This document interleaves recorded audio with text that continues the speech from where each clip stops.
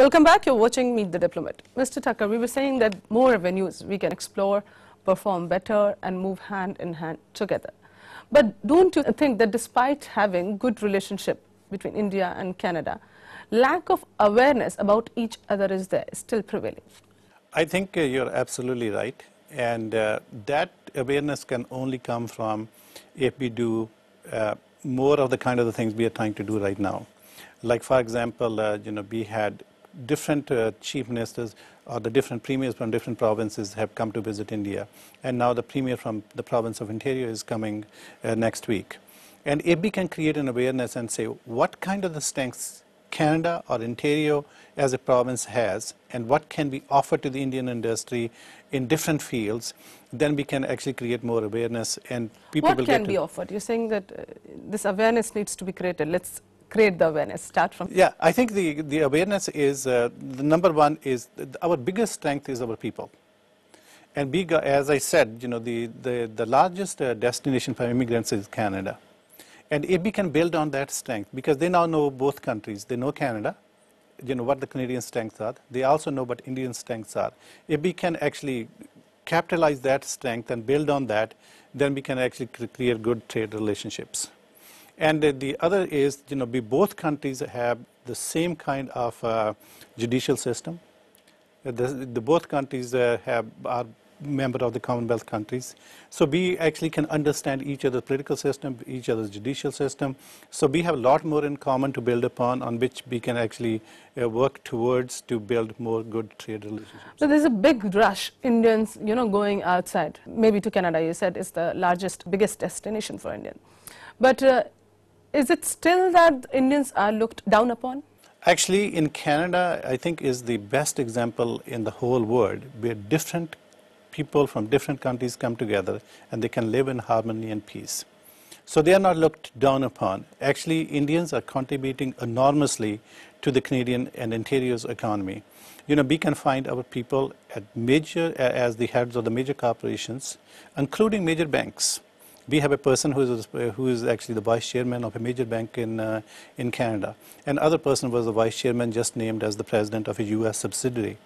We have people who are actually own large corporations in Canada. We have doctors, we have got engineers, we got education people. So every field in Canada, you can find the presence of Indo-Canadians in every aspect of their life. Telecommunication is one of the sectors which can associate Canada and India. That's right. Telecommunication is one. I talked about education is another sector in which we have a lot of expertise, on which we can also help India as well. But also, the help can go both ways.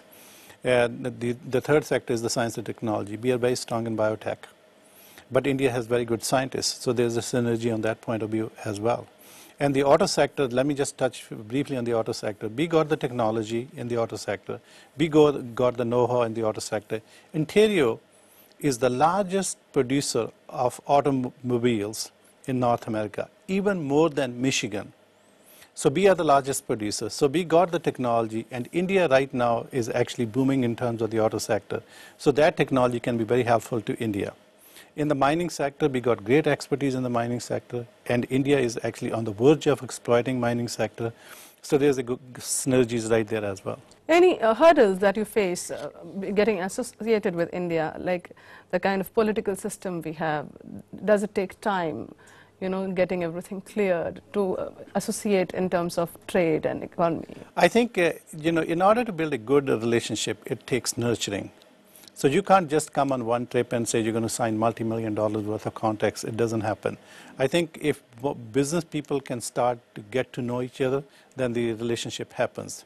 It always helps if you have the good economic environment in which to invest and in which to flourish, and if there's a less bureaucratic nightmares, right? If those kind of things can be eliminated, it always helps to attract investment. Is there any big treaty between India and Canada on which the talk is on?